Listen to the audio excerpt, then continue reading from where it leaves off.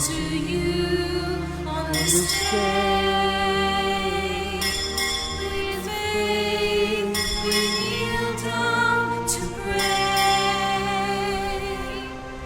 Wash us from our guilt and free us from our sins. Teach us to love you, O Lord. We open our hearts and we praise you, Lord. By your cross you saved the world. Forgive us our sins, have mercy on us. Teach us to love you, O Lord. Sa ngalan ng Ama, ng Anak at ng Espiritu Santo, Amen. sumainyo ang Panginoon. At sumaiyo rin. Mga kapatid, ano ang uhaw ng buhay mo? Ano ang dinanais mo na mapasa iyo?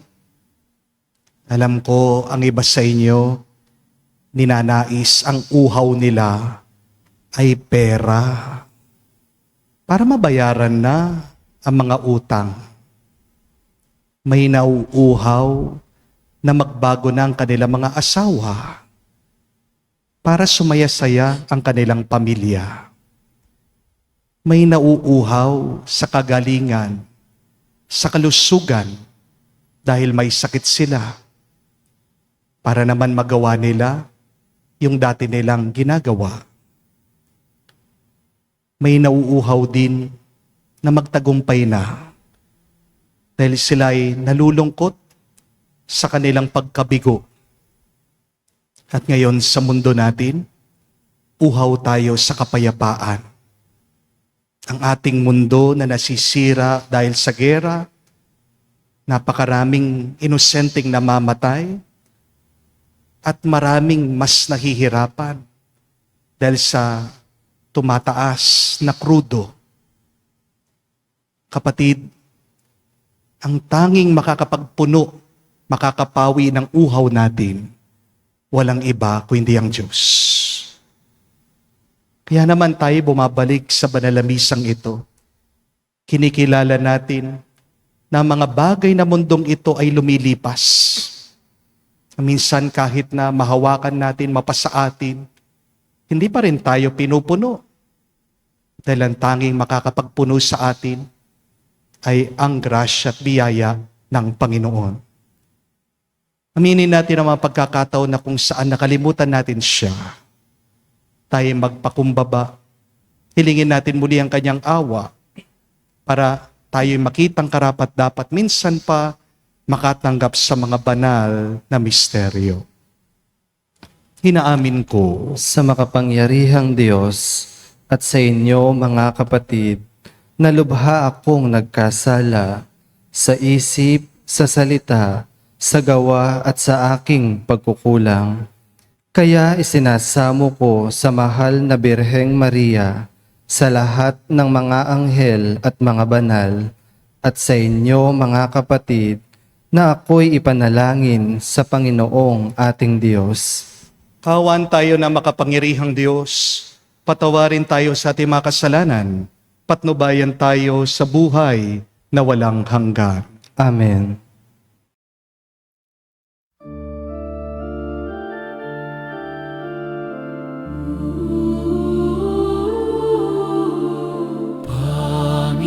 Panginoon, maata.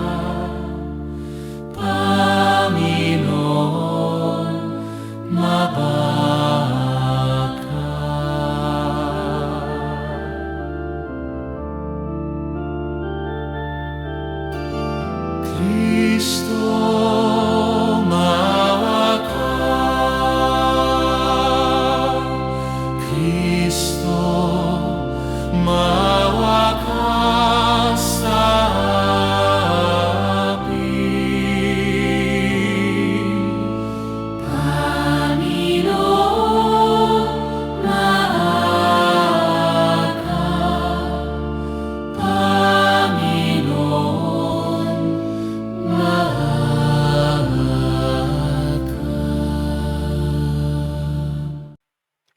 Manalangin tayo.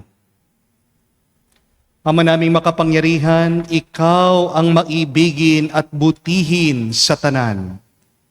Tinuturo mo na ang lunas sa kasalanan ay nasa kusang pagpapakasakit, pagdalangin at pagmamalasakit.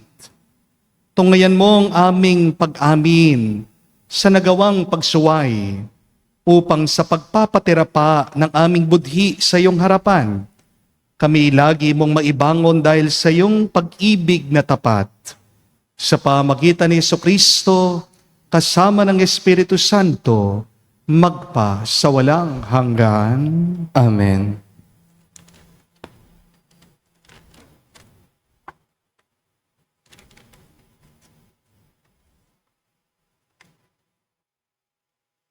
Pagbasa mula sa aklat ng Exodo.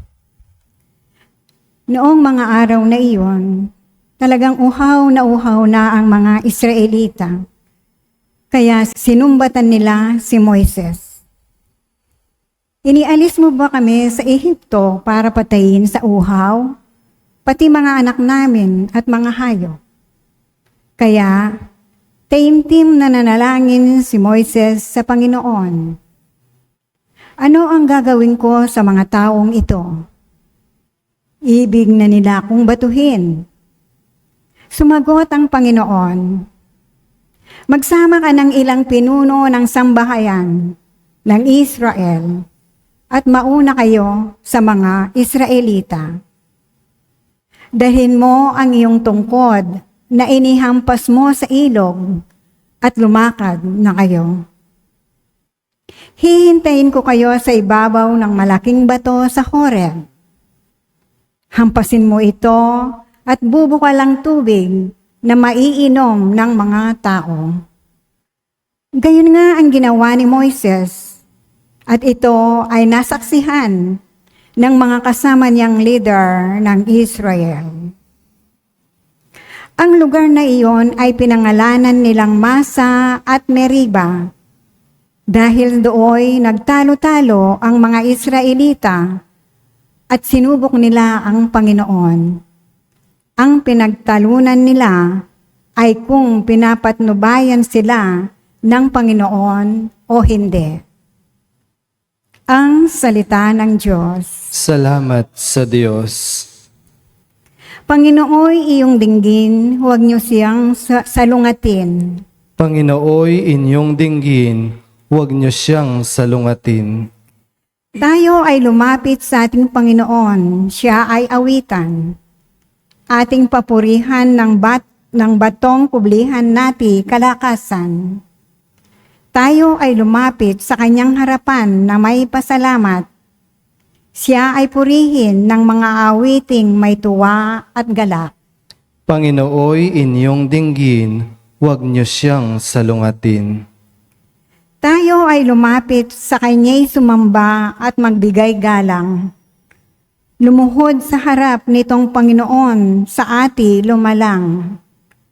Siya ang ating Diyos, tayo ay kalinga niyang mga hirang. Mga tupa tayong inaalagaan.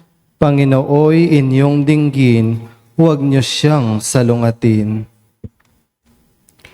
Ang kanyang salita ay ating pakinggan.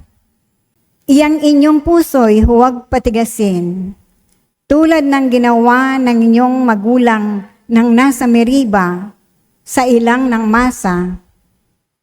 Ako ay tinukso. Doon ay sinubok ng iyong magulang. Bagamat nakita ang aking ginawang sila'y nakinabang. Panginooy inyong dinggin, huwag niyo siyang salungatin.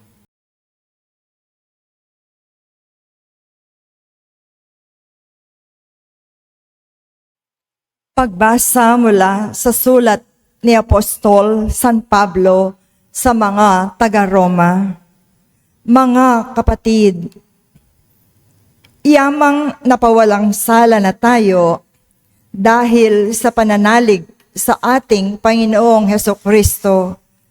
Sa pamamagitan niya'y mayroon na tayong kapanatagan sa harapan ng Diyos.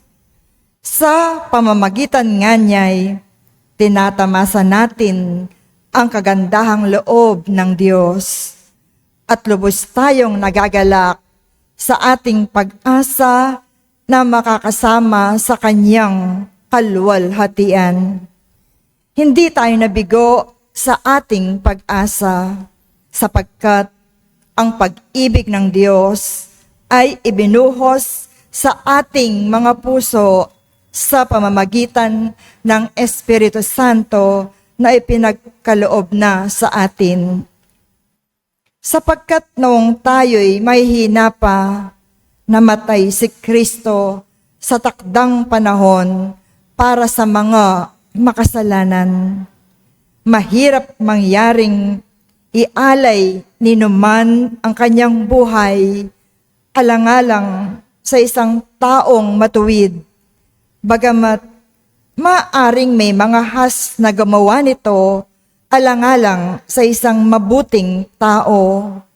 Ngunit ipinadama ng Diyos ang kanyang pag-ibig sa atin nang mamatay si Kristo para sa atin noong tayo'y makasalanan pa. Ang salita ng Diyos. Salamat sa Diyos.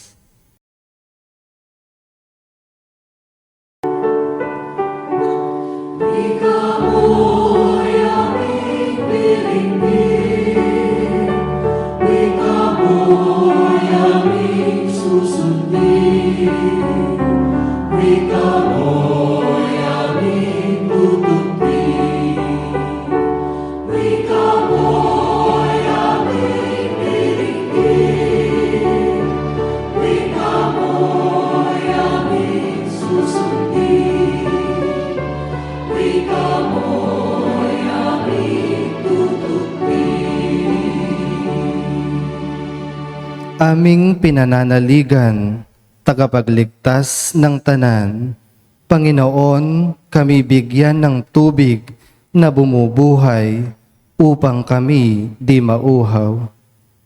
Sumainyo ang Panginoon. At sumayo rin, Ang mabuting balita ng Panginoon ayon kay San Juan. papuri sa iyo, Panginoon. Nung panong yon, dumating si Jesus sa isang bayan ng Samaria na tinatawag na Sicar, malapit sa bukid na binigay ni Jacob sa kanyang anak na si Jose. Dito matatagpuan ang balon ni Jacob. Umupo si Jesus sa tabi nito sapagkat siya'y napagod sa paglalakbay. Halos katanghalian, tapat na noon, may isang Samaritanang dumating upang umigib. Sinabi ni Jesus sa kanya, maaari bang makainom? Wala noon ang kanya malagad sapagkat bumili ng pagkain sa bayan. Sinabi sa kanya ng Samaritana, kayo'y Hudyo at Samaritana ako. Bakit kayo humihingi sa akin ng inumin? Sapagkat hindi nakikitungo ang mga Hudyo sa mga Samaritano. Sumagot si Jesus, kung alam lamang ninyo kung ano ang pinagkakaloob ng Diyos at kung sino itong humihingi sa inyo ng inumin, marahil ay kayo ay hihingi sa Kanya at kayo na may bibigyan niya ng tubig na nagbibigay buhay. Ginoo, wika ng babae, malalim ang balong ito at wala man lamang kayong panalok. Saan kayo kukuha ng tubig na nagbibigay buhay? Higit pa ba kayong kaysa sa aming ninuno, si Jacob, na nagbigay sa amin ng balong ito? Uminom siya rito, pati ang kanyang mga anak at ang kanyang mga hayop. Sumagot si Jesus, ang uminom ng tubig na ito ay muling mauuhaw. Ngunit ang uminom ng tubig na ibibigay ko ay hindi na muling mauuhaw. Ito'y magiging isang bukal sa loob niya. Babalon at magbibigay sa kanya ng buhay na walang hanggan. Sinabi ng babae, Ginoo, kung gayon po, bigyan niyo po ako ng tubig na sinasabi ninyo, nang hindi na ako mauhaw, ni pumarito para sumalok. Ginoo, sa wari ko'y propeta kayo. Dito sa bundok na ito, sumamba sa Diyos ang aming mga magulang. Ngunit sinasabi ninyong mga Hudyo na sa Jerusalem lamang dapat sambahin ang Diyos. Tinugon siya ni Jesus, maniwala ka sa akin, ginang. Dumarating na ang panahon na sasambahin ninyo ang Ama. Hindi lamang sa bundok na ito o sa Jerusalem.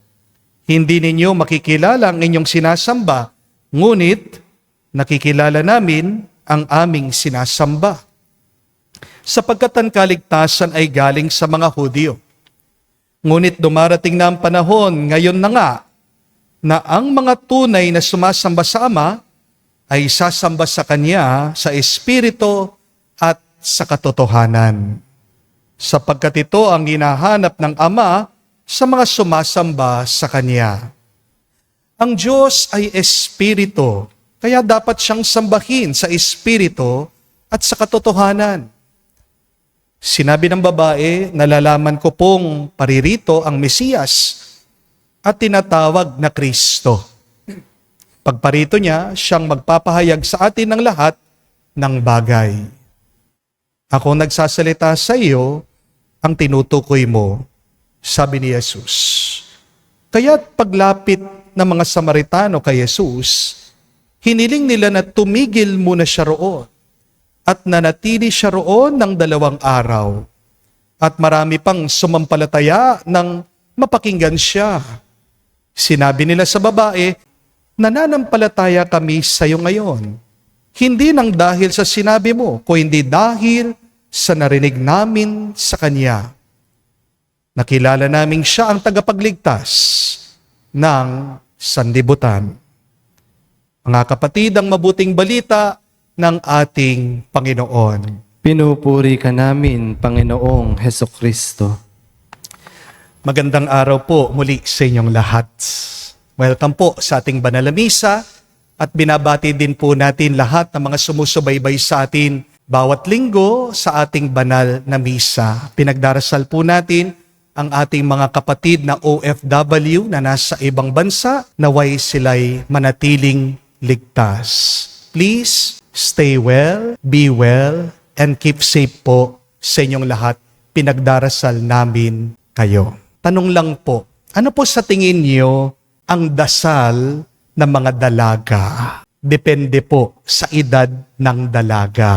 Kapag daw po ang dalaga ay 18 years old hanggang 30 years old, ang dasal daw po niya ay, Lord, give me the perfect man. Siyempre, perfectionist po ang dalaga. Idealistic. Gusto niya, perpekto ang kanyang mapamakasawa. Amen? Ang tanong, sino po ang perfect man? Meron daw pong 5M ang perfect man. 5 million? Hindi po. 5M. Ibig po sabihin, mayaman, magandang lalaki, mabait, masipag, at madasalin. 5M. Tandahan niyo po yan. Okay? Ang tanong po, meron pa po bang perfect man ngayon? Meron po o wala?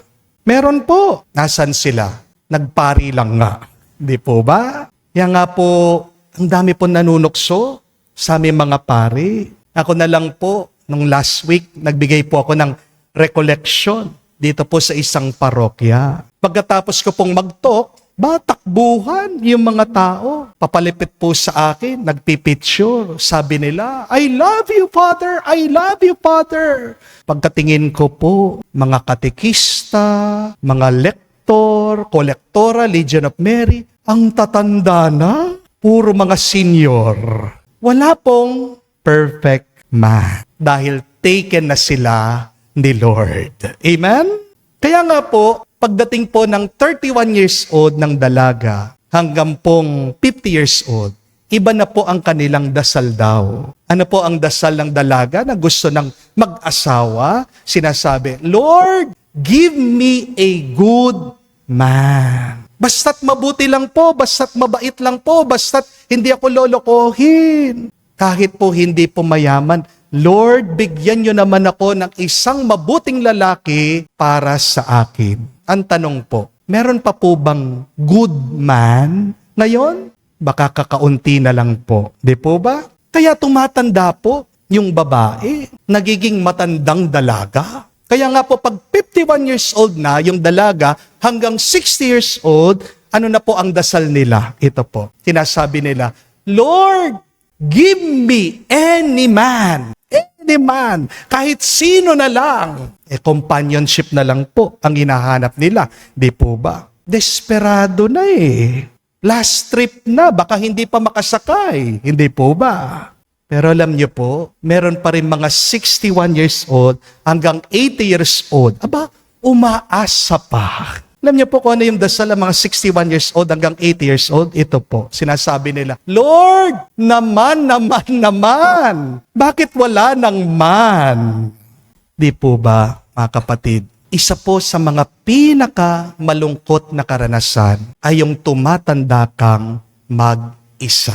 Amen? Kaya nga, di bali na maliit ang bahay mo, konti ang pera mo, simple lang ang pamumuhay mo, basta't meron kang kasama, katuwang sa iyong buhay, maayos at masaya ang relasyon mo. Amen? Kasi kahit na gaano po kalaki ang bahay mo, kung puro naman sigawan sa loob, parang ikaw ay nasa impyerno. Kasi kahit na pagkasarap-sarap ng pagkain mo, kung wala naman nag-uusap sa pamilya, mapait pa rin ang lasa. Amen? At kahit na gaano karami ang pera mo, kung mag-isa ka lang sa buhay, malungkot pa rin ang puso mo. Kaya ang ganda po nung kasabihan, sabi, the quality of your life depends on the quality of your relationships. Nakita po nila yan sa pag-aaral eh. Humahaba daw ang buhay ng tao kapag maganda ang relasyon niya sa iba.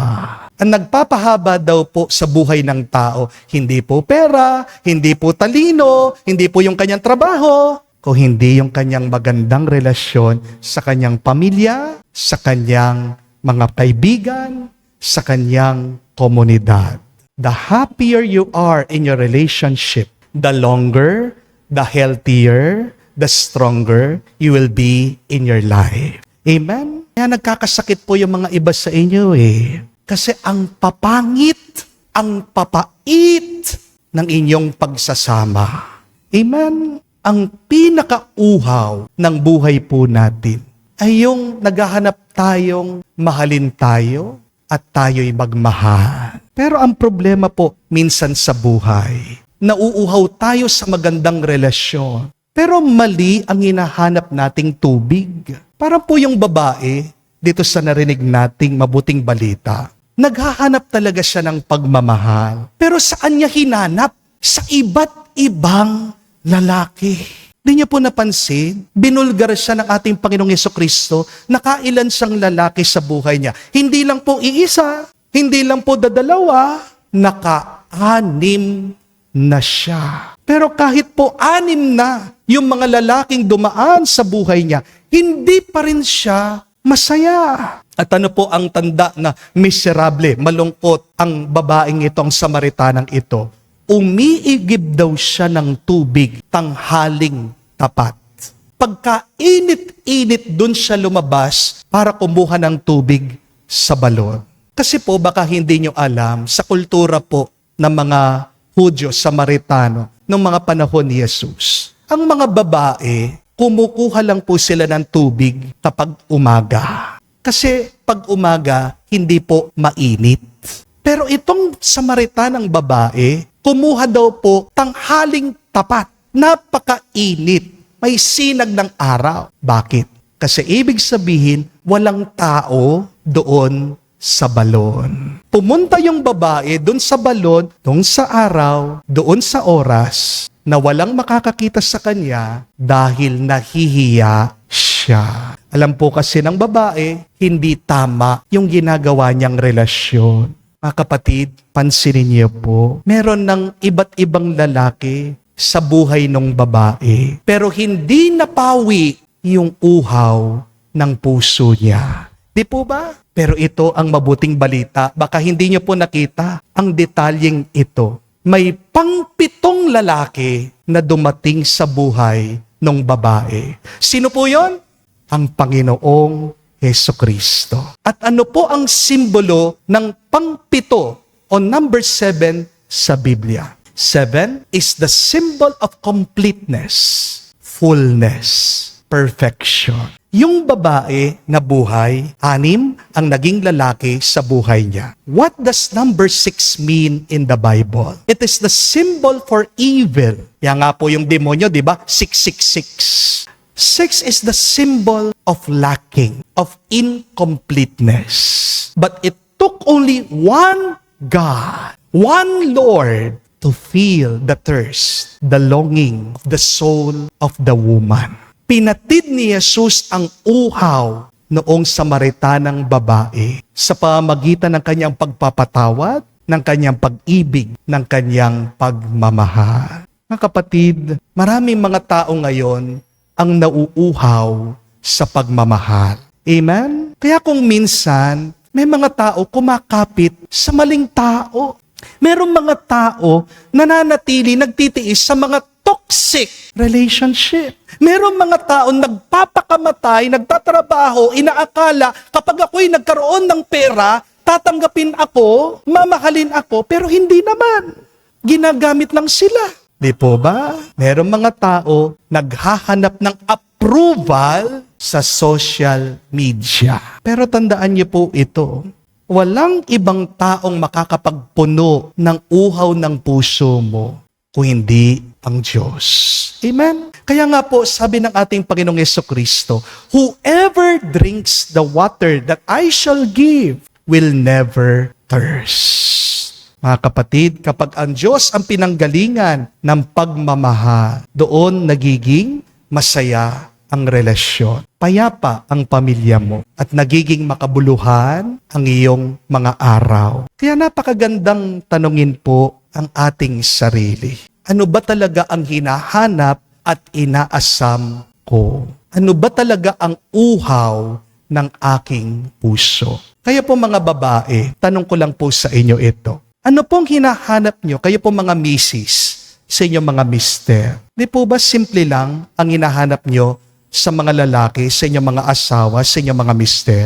Yung mahalin lang nila kayo. Yung pahalagan lang kayo. Yung paglaban lang nila kayo. Yung ingatan lang nila kayo. Amen? Hindi naman po naghahanap ng perpektong lalaki ang mga babae.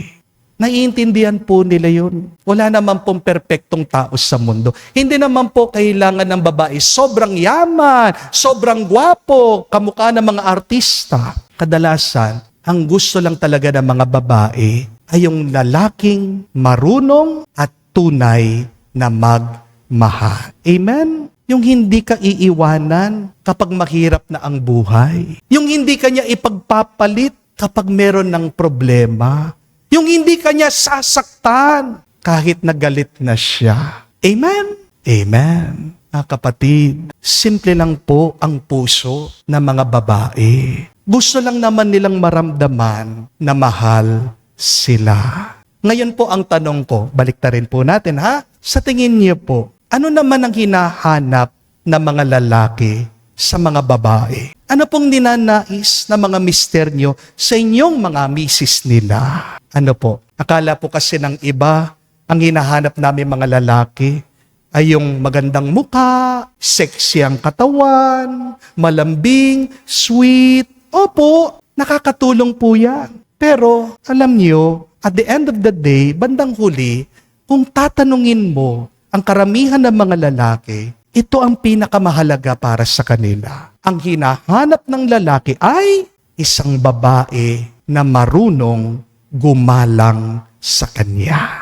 Amen? Yun lang pong hinahanap ng mga lalaki, ng mga mister nyo sa inyo. Respetuhin nyo lang sila. Huwag nyo silang ipapahiya. Kahit na sabihin mo, pamilya naman niya yan, anak niya mga yan, okay lang na marinig nila. Kapatid, masakit po yan para sa isang lalaki. Amen? Huwag niyo pong kakalimutan yan. Ang lalaki po kasi para pong isang kahoy sa labas. Pero sa kanyang loob, madali ring masaktan yan. May puso din yan. Amen? Kapag ang lalaki ay nire-respeto mo, lalo siyang magiging mabuti at responsable. Kapag ang lalaki, pinapahalagan mo, lalo siyang magsisipag, lalo siyang magsisikap. Amen? Kapag ang lalaki, pinaniniwalaan mo, lalo siyang tumatatag, lalo siyang lumalakas. Amen? Kaya minsan, ang gusto lang po marinig ng mga mister nyo sa inyo, kayong mga misis, kayo po mga babae, sabihan nyo naman sila, salamat, proud na proud ako sa iyo. Naniniwala ako sa iyo. Sinasabi niyo po ba yun sa inyong mga mister? O baka sinasabi niyo, Father, alam na niya yan, automatic na yan. Hindi po. Iba pa rin kapag narinig nila sa inyo. Iba ang dating. Iba ang epekto. Yan mga kapatid, tandaan niyo po, ang babae naghahanap ng pagmamahal. Pero ang lalaki naghahanap ng respeto. Kapag ang babae minahal, mas lalo pa siyang magbibigay ng respeto. Pero kapag ang lalaki ginalang mo, mas lalo pa siyang magmamahal sa'yo. Amen? Kaya nga ang magandang relasyon po, kailangan dalawang kamay. Hindi po pwedeng isang kamay lang ang gumagalaw sa katawan. Manghihirapan ang katawan mo. At ano po ang dalawang kamay ng magandang relasyon, pagmamahalan at paggalang? Love and respect. Amen? Pero higit po sa lahat mga kapatid, ang pinakamagandang relasyon dapat sa ating buhay ay walang iba kung hindi ang ating relasyon sa Diyos. Kapag ang iyong relasyon sa Diyos ay mabuti, sapat na, puno na ang iyong buhay. Hindi ka mauuhaw sa ibang bagay kung napuno ang uhaw ng puso mo sa grasya ng Diyos. My dear friends, thirst for God before you thirst for things. Because only God will fill you your needs and much more. Amen? Dahil kapag ang Diyos ang nasa gitna ng iyong relasyon, makikita mo, magiging mas mapagpatawad ka pa sa iyong asawa. Magiging mapagpasensya ka sa iyong pamilya. At magiging mas matibay pa ang inyong pagmamahalan sa bawat isa. Kaya tandaan po natin, ang relasyon na wala ang Diyos sa iyong puso ay madaling masira. Napapansin ko po yan. Dami pong pumupunta sa akin, nagpapa-counseling. At tinatanong ko po, number 1, kasal ba kayo sa simbahan? At ang dami po, 70%, kasal sila sa civil, hindi po sa simbahan. Kaya sinasabi ko, kaya pala kayo'y nahihirapan kasi kulang kayo sa basbas ng Diyos. Ang relasyon na wala ang Diyos, mahina. Kung gusto nyong lumakas, tumatag ang relasyon nyo, hanapin nyo palagi ang Diyos.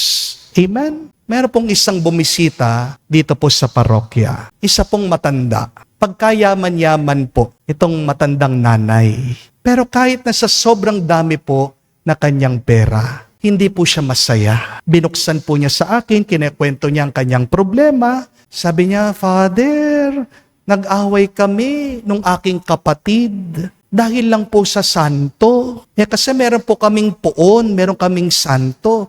Pinagawa ko po ito. Nung pinagawa ko po, ayaw nang ibigay sa akin ng aking kapatid, inangkin niya. Kaya yun po, nagdemandahan kami. Sabi ko po sa kanya, dahil matanda na po maghihigit na pong 90. Sabi ko, Inay, matanda na po kayo. Hindi nyo na po kailangan ng magtanim ng galit, poot, sakit ng loob. Nakakaiksi po yan ng buhay. Sumagot po siya sa akin. Sabi niya, kasalanan po ng aking kapatid.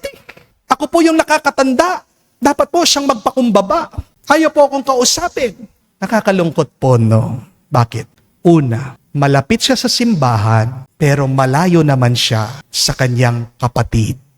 Pangalawa, bakit nakakalungkot? Marami ngang pera, pero hindi naman nakaganda ang pera sa pagsasama. Kaya napaisip po ako ito po yung aral. Hindi ibig sabihin, ikaw ay taong simbahan, tao ka na ring marunong magmahal. Amen? Being a churchgoer does not automatically make you a loving person.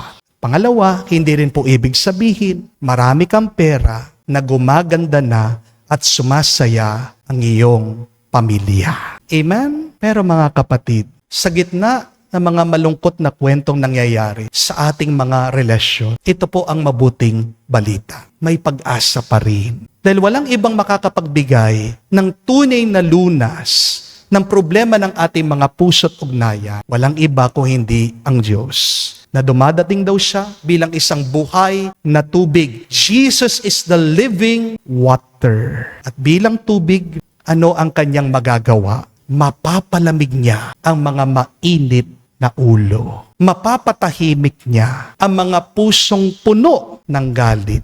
At mapapawi niya ang uhaw ng mga kaluluwang pagod at sugatan. Ang ating Diyos ang tubig na nagbabago sa ating buhay. Ang Diyos ang ating tubig na nagpapatubo ng kabanalan sa isang kaluluwa na tuyo sa kasalanan. Ganda po, no? Kaya nga, mga kapatid, yung uhaw ng puso mo, hindi niya kailangan ng pera, ng gamit, kapangyarihan, o kasikatan. Hindi yan ang sagot. Si Jesus, sapat na. God is enough. May that be your prayer today. God is enough for me. Jesus is enough for us. Wag po kayong hihingi ng perfect life. Ang hingi nyo lang po ay ang ating Panginoong Hesukristo. Dahil kapag si Jesus ang nasa puso mo, mapapawi ang lahat ng uhaw ng iyong kaluluwa at loob. At kapag lumakas ka, napawi ang uhaw, pagod ng iyong puso, magkakaroon ka ng panibagong buhay. Ikaw ay makakapagmahal muli at gagawin kang daan ng Diyos. Parang ibang tao ang mundong ito ay mapuno ng tuwa, kapayapaan at pagpapala. Amen. Tumayo po tayo, pahayag po natin ang ating pananampalataya, ating sabihin, sumasampalataya ako sa Diyos amang makapangyarihan sa lahat na may gawa ng langit at lupa. Sumasampalataya naman ako kay Jesucristong iisang anak ng Diyos, Panginoon nating lahat.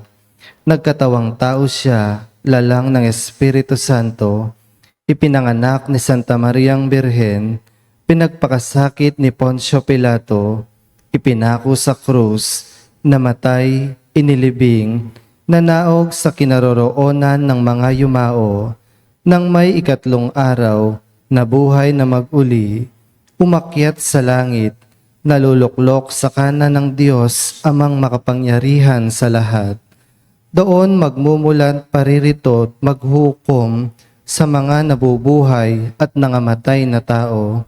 Sumasampalataya naman ako sa Diyos Espiritu Santo, sa banal na simbahang katolika, sa kasamahan ng mga banal, sa kapatawaran ng mga kasalanan, sa pagkabuhay na muli ng mga nangamatay na tao, at sa buhay na walang hanggan. Amen. Ialay natin ngayon sa Diyos ang ating mga dasal at panalangin. Tayo'y manalig sa Kanya na alam niya ang lahat ng ating pangangailangan at pagkakalooban niya tayo higit pa sa ating hinihiling. Ating sabihin, Panginoon, dinggin mo kami. Panginoon, dinggin mo kami. Para sa buong simbahang banal, sa pakikipag-isa niya sa Panginoon, ngunit nangangailangan ng pagbabalik loob dahil sa pagkakasala ng kanyang mga kaanib. Nawa sa paggunita ng pagbabagong anyo ni Jesus, siya'y magsikap, magpakahusay para sa ikabubuti ng sangkatauhan. Manalangin tayo. Panginoon, dinggin mo kami.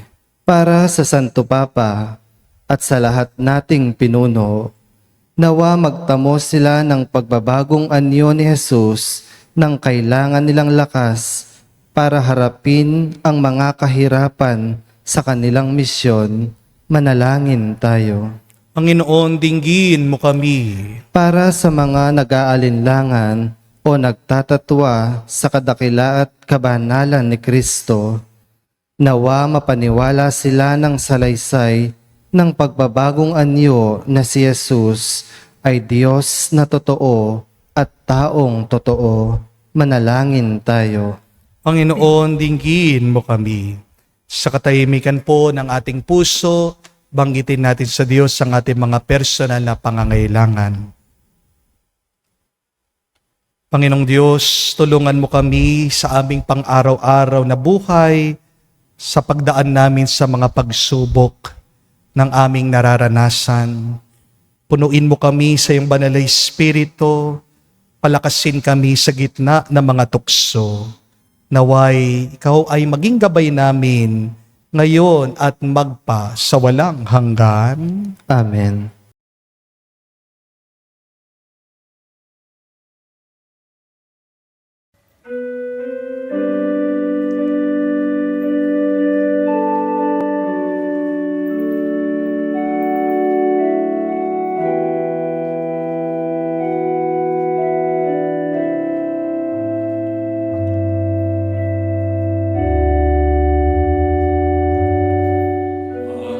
Namin sa iyo, Ama, ang tinapay at alak na ito. Handog ng bayang umaasa, sumasambot nagmamahal sa'yo. Naway dalhin ng iyong anghel ang aming panalangin sa iyong gawampanan. Katulad ng halimuyak ng insenso, umaakyat sa kalangitan. Handog namin sa iyo, Ama, ang tinapay at alak na ito. Handog ng bayang umaasa, sumasapat nagmamahal sa'yo. Manalangin kayo mga kapatid, para ang ating mga paghahain ay kalugdan ng Diyos, amang makapangyarihan. Tanggapin nawa ng Panginoon itong paghahain sa iyong mga kamay, sa kapurihan niya at sa karangalan, sa ating kapakinabangan at sa buong sambayanan niyang banal. Ama naming lumikha, kalugdan mo ang aming paghahain, upang ang mga kasalanan naming inihihingi ng kapatawaran sa iyo, ay matutuhan din naming ipagpatawad sa kapwa-tao. Sa pamagitan ni Jesucristo kasama ng Espiritu Santo, magpa sa walang hanggan. Amen. Sumainyo ang Panginoon. At sumaiyo rin, Itaas sa Diyos sa inyong mga puso at diwa. itinaas na namin sa Panginoon. Pasalamatan natin ang Panginoong ating Diyos. Marapat na siya ay pasalamatan. Ama naming makapangyarihan, tunay nga marapat ikaw ang aming pasalamatan. Sa pamagitan ni Jesucristo na aming Panginoon, sa kanyang paghingi ng tubig sa babaeng taga-Samaria, kanyang pinagkaloob ang pananalig upang ang nilapitan niya ay sumampalataya sa pagkauhaw ng iyong anak. Kanyang masidhing hinahangad ng pag-ibig mo'y maipakilala sa mga sumasampalataya sa kanya. Kaya kaisa na mga anghel nagsisiawit ng papuri sa iyo. Nang walang humpay sa kalangitan, kami nagbubunyi sa iyong kadakilaan. Santo, Santo, Santo, Panginoon Diyos, napupuno ang langit at lupa ng kadakilan mo. Hosana, Hosana, Hosana.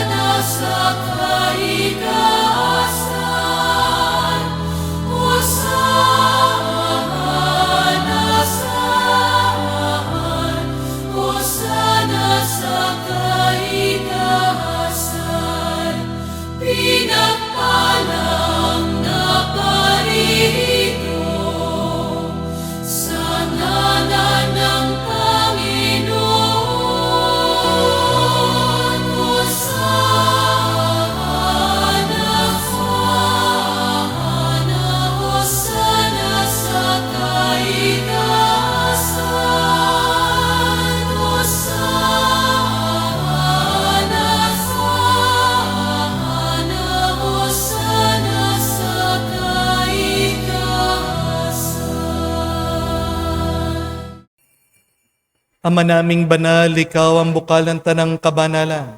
Kaya't sa pamagitan ng iyong Espiritu, gawin mong banal ang mga kaloob na ito, upang para sa amin maging katawan at dugo ng aming Panginoong Heso Kristo. Bago niya pinagtiis ang kusang loob na maging handog, hinawakan niyang tinapay, pinasalamatan kanya, pinaghati-hati niya iyon, inabot sa kanya malagad at sinabi, tanggapin ninyong lahat ito at kanin. Ito ang aking katawan na ihahandog para sa inyo.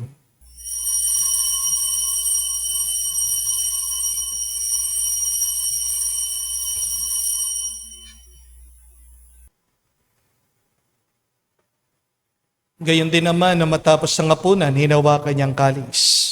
Muli kanyang pinasalamatan. Nabot niyang kalis sa kanyang malagad at sinabi, tanggapin ninyong lahat ito at inumin. Ito ang kalis ng aking dugo, ng bago at walang hanggan tipan. Ang aking dugo na ibubuhos para sa inyo at para sa lahat, sa ipagpapatawad ng mga kasalanan. Gawin ninyo ito sa pag-alaala sa akin.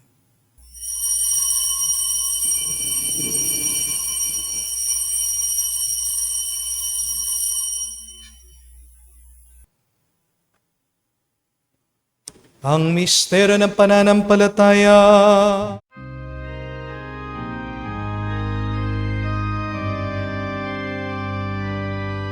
Si Kristo'y namatay, si Kristo ay nabuhay, si Kristo'y babalik sa wakas ng panahon. Si Kristo'y namatay, Kristo'y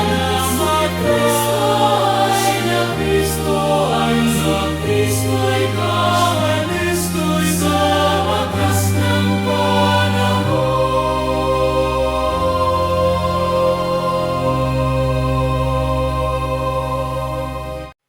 Ama, ginagawa namin ngayon ang pag-alaala sa pagkamatay, muling pagkabuhay ng iyong anak. Kaya tinialay namin sa iyo ang tinapay na nagbibigay buhay at ang kalis na nagkakalob ng kaligtasan. Kami nagpapasalamat dahil kami yung minarapat na tumayo sa harap mo para maglingkod sa iyo. Sinasamo namin kami magsalo-salo sa katawan at dugo ni Kristo ay mabuklod sa pagkakaisa sa pamagitan ng Espiritu Santo. Amalingapin mong yung simbahan, laganap sa buong daigdig. Puspusin mo kami sa pag-ibig. Kaisa ni Leon ang aming Santo Papa, si Florentino aming Arsobispo, at ng Tanang Kaparian. Alalahanin mo rin ang aming mga kapatid na nahimlay may pag-asang sila'y muling mabubuhay. Gayon din naman lahat ng mga pumanaw. Kawan mo sila't patuloyin sa iyong kaliwanagan. Kawan mo at pagindapatin kaming lahat, makasalo sa iyong buhay na walang wakas. Kaisa na mahal na Birhen Maria, Ina ng Diyos. Kaisa ni San Jose, ang kanyang malwalhating esposo. Kaisa na mga apostol, lahat ng mga banal, na namuhay dito sa daigdig na kalugod-lugod sa iyo. May pagdiwang nawa namin ang pagpupuri sa ikararangal mo sa pamagitan ng iyong anak, aming Panginoong Heso Kristo. Sa pamamagitan ni Kristo, kasama niya at sa Kanya, ang lahat ng parangal at papuri ay sa iyo, Diyos Ama, makapangyarihan, kasama na Espiritu Santo, magpasawalang hanggan.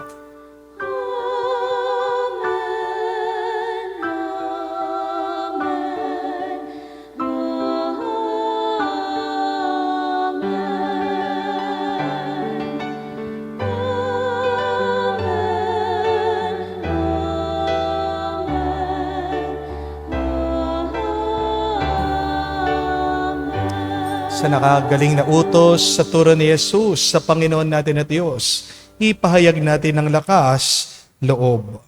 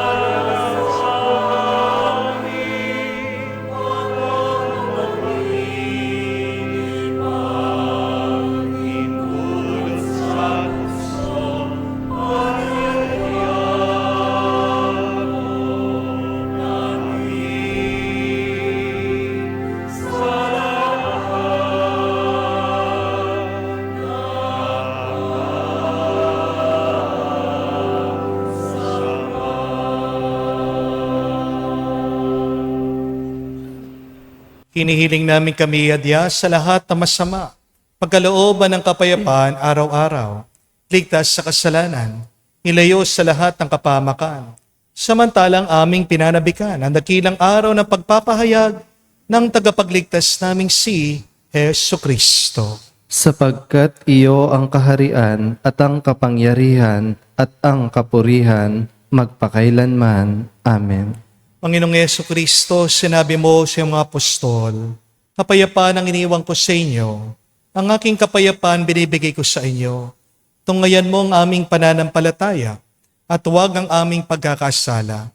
Pagkalooban mo kami ng kapayapaan at pagkakaisa, ayon sa iyong kalooban, kasama ng Espiritu Santo, magpa sa walang hanggan. Amen. Kapayapaan ng Panginoon ay laging sumainyo.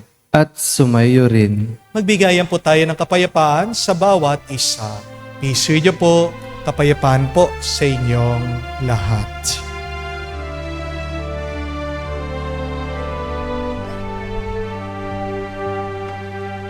Cordero ng Diyos na nag-aalis ng mga kasalanan ng sanlibutan, maawa ka sa amin. Maawa ka sa amin. Cordero ng Diyos na nag-aalis ng mga kasalanan ng sanlibutan, maawa ka sa amin. Maawa ka sa amin.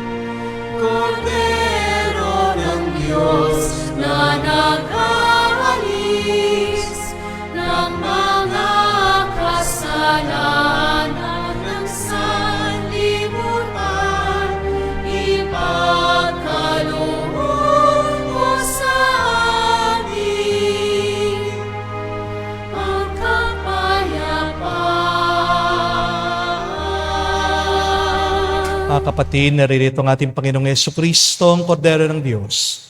Siya nag-aalis sa mga kasalanan ng sanlibutan. Mapalad tayong lumalapit sa piging ng Kordero. Panginoon, hindi ako karapat-dapat na magpatuloy sa iyo, ngunit sa isang salita mo lamang ay gagaling na ako.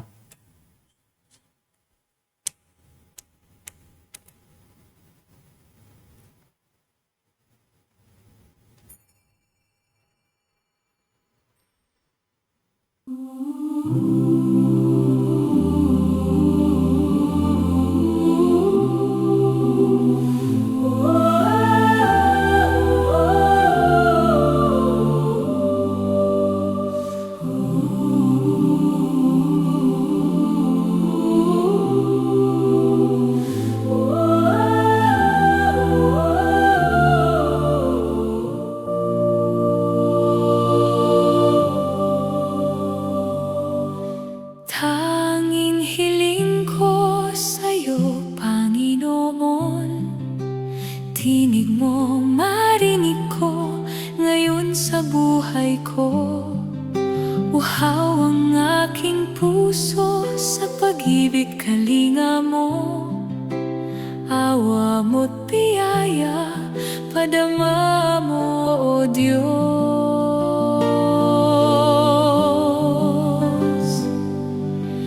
Tanging hiling ko sa'yo, Panginoon, mukha mo ay makita ko sa likha mong mundo. Hawakan aking puso, baguhin mo ako. Sabihin mong kagustuhan mo maging gabay ng buhay ko. Hanap-hanap ka sa mga ulap at tala, di ko malay nandito, buhay pala ang Diyos. Hakita mo ang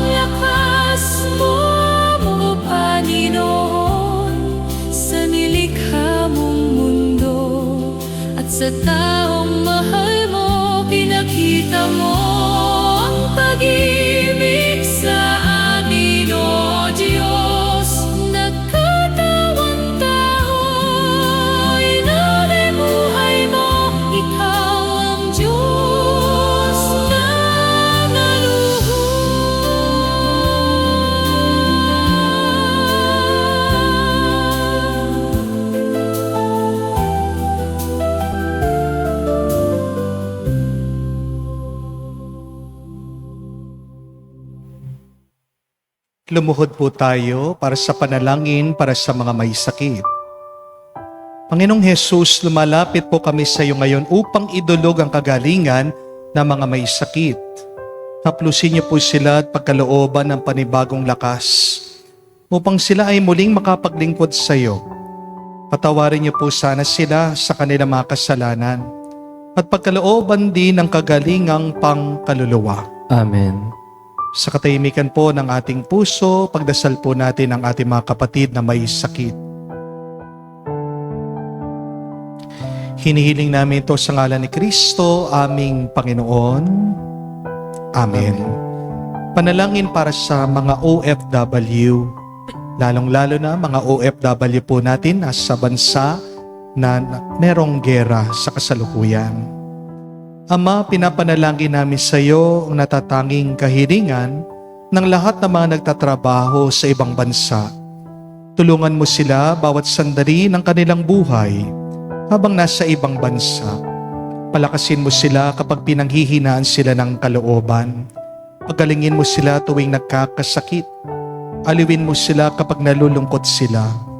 Ilayo mo sila sa anumang masama at kapahamakan upang magpatuloy sila lagi sa kanilang buhay. Mapahalagan nawa ng kanilang pamilya ang bawat sakripisyo nila sa ibang bansa upang wag masayang ang kanilang pagpapagal. Kawan at pagkalooban mo ng biyaya ang lahat ng mga OFW dahil sa iyo lamang aasa at wala nang iba pa. Ang lahat ng ito ay aming sama-samang panalangin sa ngalan ni Jesus. Amen. Banal na muka ni Jesus. Kaawaan mo kami. Tumayo po tayo. Manalangin tayo.